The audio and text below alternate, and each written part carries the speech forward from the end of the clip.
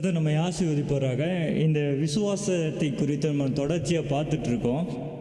கண்டிப்பாக கர்த்தர் இந்த விசுவாசத்தின் செய்திகளை கேட்கிற ஒவ்வொருடைய குடும்பங்களையும் கர்த்தர் அற்புதம் பண்ணுவாங்க. விசுவாசத்தை குறித்து நான் தொடர்ச்சியாக பேசிகிட்டு இருக்கிறதுல இன்னைக்கு யாரை குறித்துனா நோவாயை குறித்து பேசலாம் அப்படின்ற ஒரு ஆசையோடு வந்திருக்கேன். விசுவாசத்தை குறித்து பேசும்போது நமக்கு முதல்ல தோன்ற ஒரு விஷயம் எதுனா, எபிரேயர் 11வது அதிகாரத்தில் தான் நிறைய விசுவாசத்தின் டைட்டில் கொடுத்துருப்பாங்க. அது முதல் விஷயமே யாரை குறித்து சொல்லுன்னா நோவாவை குறித்து தான் சொல்லும். எபிரேயர் 10:38 அழகாக சொல்லும். நான் உங்களுக்கு வாசித்து காமிக்கிறேன்.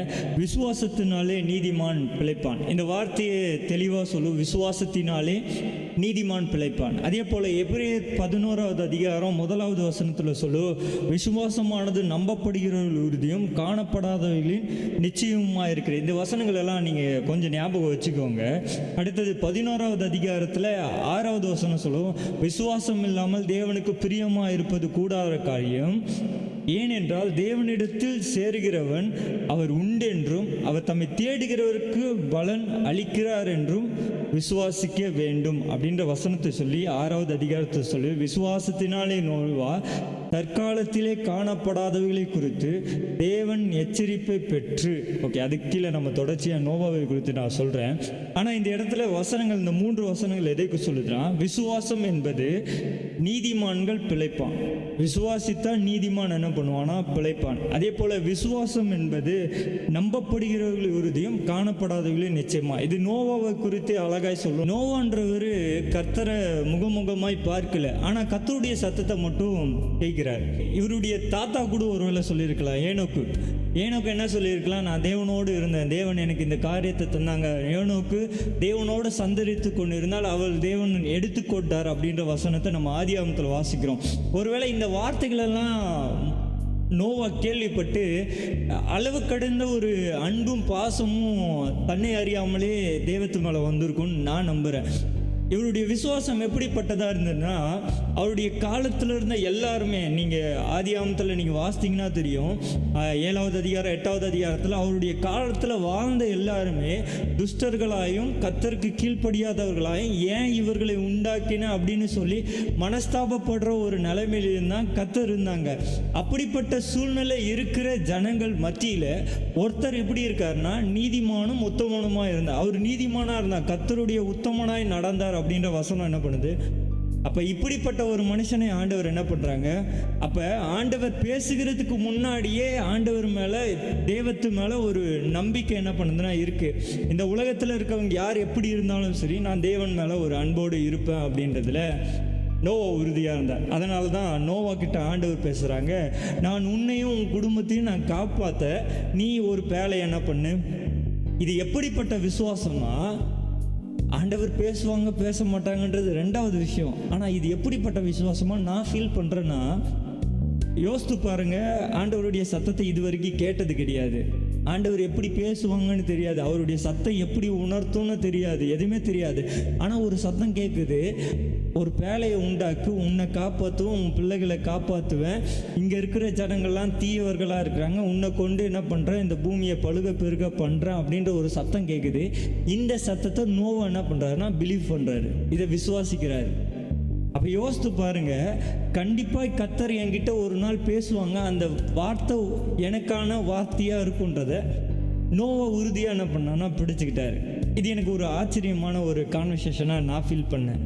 இதை காட்டிலும் இன்னொரு விஷயம் என்னென்னா, அவருடைய காலத்தில் மழை அப்படின்ற ஒன்று கிடையாது, ரெயின் அப்படின்ற ஒன்று கிடையாது, வானத்திலேருந்து மழை வரும் அப்படின்ற ஒரு கான்செப்டே கிடையாது. அப்படி ஒரு விஷயத்தையே வேதாகமத்தில் சொல்லலை.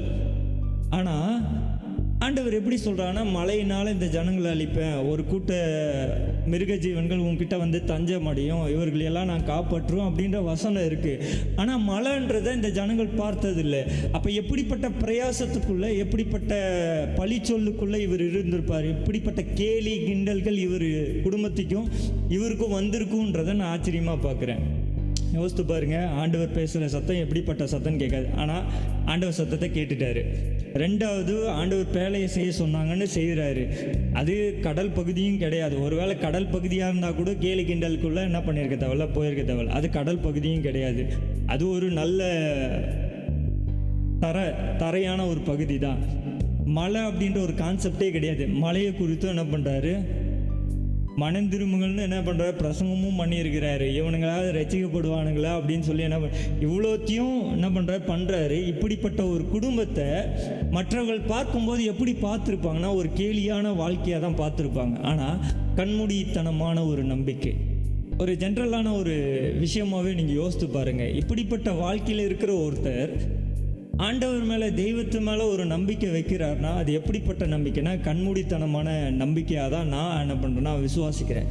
இந்த விசுவாசத்தின் இந்த கான்செப்டில் நான் பேச ஆரம்பிக்கும் போது, இந்த நோவாவை குறித்து நான் சில காரியங்களை படிக்கும்போது எபிரேயரில் சொல்லப்படுது, தற்காலத்திலே காணப்படாதவைகளின் எச்சரிப்பு தேவ எச்சரிப்பை என்ன பண்ணானா கேட்டான் அப்படின்னு சொல்லுது.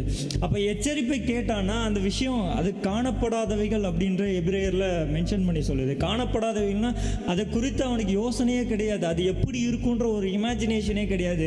நம்ம ஒருவேளை யோசித்து பார்க்கலாம், ஃபோன்னா அப்படின்னா நமக்கு ஒரு இமேஜினேஷன் வரும், லேப்டாப் அப்படின்னா ஒரு இமேஜினேஷன் வரும், கப்பல் அப்படின்னா ஒரு இமேஜினேஷன் வரும், கடல் அப்படின்னா ஒரு இமேஜினேஷன் வரும், கடல் கரை அப்படின்னா நமக்கு ஒரு இமேஜினேஷன் வரும். அந்த இமேஜினேஷனே கிடையாது, சுத்தமாக கிடையாது. அந்த இமேஜினேஷன் எப்படி இருக்குன்னே தெரியாத ஒருத்தன் தேவ எச்சரிப்பின் சத்தத்தை பெற்றுக்கொண்டு காணப்படாதவர்களை குறித்து என்ன பண்ணுறான்னா, தன்னுடைய குடும்பத்தை ரட்சிப்பதற்காக, அந்த வசனத்தில் அப்படிதான் சொல்லுது, தன்னுடைய குடும்பத்தை ரட்சிப்பதற்காக காணப்படாதவர்களை குறித்து ஒரு தேவ விசுவாசம் என்ன பண்ணுச்சு அவனுக்குள்ள. அந்த விசுவாசம் மிகப்பெரியதாக என்ன பண்ணுதுன்னா இருந்ததா இந்த இடத்துல எபிரேய புஸ்தகத்தில் அழகா தேவ மனுஷன் எழுதுற. அப்போ காணப்படாதவர்களை குறித்த விசுவாசம், அதனால தான் விசுவாசமானது நம்பப்படுகிற உறுதியும் காணப்படாதவைகளின் நிச்சயமா, அது காணப்படாதவைகளின் நிச்சயமா என்ன பண்ணுது. விசுவாசம் என்பது அது ஒரு வித்தியாசமான ஒரு விஷயம். அது நடக்குமா நடக்காதான்றது ரெண்டாவது விஷயம். அதை கண்டிப்பாக ஆண்டவர் செய்வாங்கன்றதில் அதை பிடிச்சிக்கிட்டோன்னா கண்டிப்பாக அது என்ன பண்ணும், ஒரு நாள் என்ன பண்ணுவோம், அதை கண்டிப்பாக நம்ம காண்போம். இவன் மலையை பார்த்தது கிடையாது, கடலை பார்த்தது கிடையாது, தண்ணீர் அவ்வளோ பெருசாக இருக்குமான்னு தெரியாது, போட் எவ்வளோ பெருசு செய்யணும்னு தெரியாது, எதுவுமே தெரிய ஆரம்பிச்சிட்டாரு. ஆனால் செஞ்சு முடிச்சிட்டாரு. மிருக ஜீவன்கள்லாம் வருமானு தெரியாது, அதையும் என்ன பண்ணிட்டாரு, ஆண்டவர் கொண்டு வந்துட்டாங்க. இவ்வளோத்துக்கும் ஆகாதத்தை ரெடி பண்ண முடியுமானா அதையும் என்ன பண்ணிட்டார், ரெடி பண்ணிட்டாரு. மழை வருமானா மழை என்ன பண்ணுச்சு, வந்துச்சு. 40 நாள் ஓயாமல் மழை பெய்யணும்னு பார்த்தா மழை என்ன பண்ணுச்சு, பெஞ்சுது. சரி, மழைலாம் பெஞ்சு முடித்தோடனே அரராத் மலை மேலே போய் நிற்குமானா கண்டிப்பாக என்ன பண்ணுச்சு, நிற்கிச்சு. கொஞ்ச நாள் கழித்து என்னை கொண்டு, இந்த பூமியில் யாருமே இல்லை, என்னை கொண்டு தான் ஆண்டவர் பழிக்கு பெருக செய்வாங்க, அதுவும் என்ன பண்ணுது. இதுதான் விசுவாசம், கண்மூடித்தனமான விசுவாசம், காணப்படாதவர்களை குறித்த விசுவாசம் அப்படின்ற வார்த்தையை இங்கே மென்ஷன் பண்ணி என்ன பண்ணுது சொல்லுது. இதில் மிக முக்கியமானதுன்னா, இந்த விசுவாசத்துக்குள்ளே நோவா தன்னுடைய குடும்பத்தையும் என்ன பண்ணார்னா கொண்டு வந்தார். இவர் மட்டும் இல்லை, இவர் மனைவி மட்டும் இல்லை, இவருடைய 3 பிள்ளைகளும் 3 பிள்ளைகளுடைய மனைவிகளும் எதற்குள்ளே வந்தாங்கன்னா இந்த விசுவாசத்திற்குள்ளே கடந்து வந்தாங்க. சூப்பர். இந்த விசுவாசத்தை குறித்து தான் நான் சொல்ல ஆசைப்படுறேன். காணப்படாத ஒரு விஷயம், அது நடக்குமா அப்படின்றது தெரியாது, அப்படிப்பட்ட ஒரு விஷயம். அந்த விஷயத்தை ஆண்டவர் நம்ம வாழ்க்கையில் சொன்னால் கண்டிப்பாக ஆண்டவர் அந்த விஷயத்தை நம்ம வாழ்க்கையில் ஒரு அற்புதமாக என்ன பண்ணுவாங்கன்னா நிறைவேற்றி தருவாங்க. அது யாருடைய கண்களுக்கு, மற்றவர்கள் கண்களுக்கு அற்பமாய் தோன்றும், மற்றவர்கள் கண்ணுக்கு அது கேவலமாக தோணும், மற்றவர்கள் கண்களுக்கு அது கேலியும் கிண்டலுமாய் தோணும். ஆனால் கர்த்தருடைய பார்வைக்கு அது எப்படிப்பட்டதாக இருக்குன்னா, ஒரு மிகப்பெரிய ஆசீர்வாதத்துக்குள்ளே நம்மளை கொண்டு போகிறதா என்ன பண்ணுனா இருக்கும். அற்புதம் வர வார்த்தை வருகிறது சீக்கிரமாக வரும், அற்புதம் நடக்க தாமதிக்கிறது போல இருக்கும், ஆனால் அது கண்டிப்பாக வரும். அது ஒரு நாள் நம்முடைய வாழ்க்கையில் அற்புதம் நடக்கும். கண்டிப்பாக கர்த்தர் நம்மளை அந்த அற்புதத்துக்கு நேராக, அந்த அதிசயத்துக்கு நேராக நம்மளை கண்டிப்பாக கர்த்தர் கொண்டு போவாங்க. நோயை போல கண்மூடித்தனமாய் கர்த்தரை நம்புங்க, கர்த்தர் கண்டிப்பாக நம்ம வாழ்க்கையில் ஒரு மிகப்பெரிய அற்புதத்தை செய்வாங்க. God bless you. கர்த்தர் உங்களை ஆசீர்வதிப்பாராக.